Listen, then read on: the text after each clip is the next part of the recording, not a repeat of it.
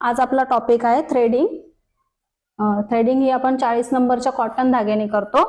तो हा धागा आहे, याच्यावर लिहिलेलं पण येते 40 नंबर.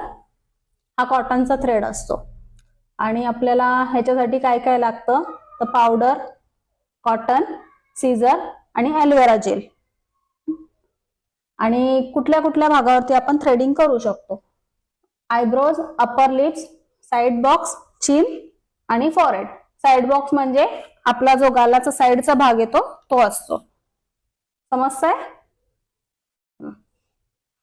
शेप कसे कसे असतात आयब्रोचे? ब्लो आर्च म्हणजे हा इथून नॉर्मल हलकासा वर्ण उंच असतो म्हणून त्याला ब्लो आर्च बोलतात. आर्च शेप हा इथून अँगल असतो त्याला आर्च शेप बोलतात. राऊंड शेप, राऊंड म्हणजे हा पूर्ण राऊंड असतो म्हणून त्याला राऊंड शेप बोलतात. आणि स्ट्रेट, स्ट्रेट हा पूर्ण स्ट्रेट असतो, थोडाही इकडून थोडासा हलकासा डाऊन असतो, बाकी स्ट्रेट असतो, त्याला स्ट्रेट शेप बोलतात.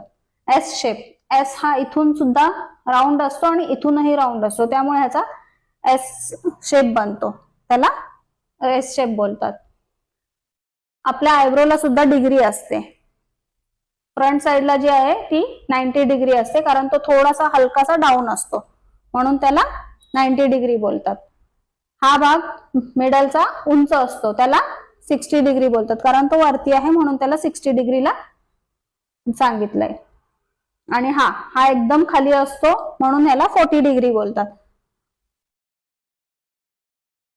आयब्रो करताना कधीही हा भाग आणि हा डोळ्याचा भाग गच्च धरून ठेवायचा. फॉरहेड आणि डोळ्याचा भाग गच्च धरून ठेवायचा जेणेकरून आपली स्किन थ्रेड मध्ये येत नाही. जर का स्किन थ्रेड मध्ये आली तर तिथे जखम होते म्हणून हा गच्च धरून ठेवायचा. थ्रेडिंग ही अपर लिप्स याला बोलतात, फॉरहेड ह्याला बोलतात, या भागाला चिन बोलतात. आणि साइड बॉक्स म्हणजे हा भाग येतो गालाचा, याला साइड बॉक्स बोलतात.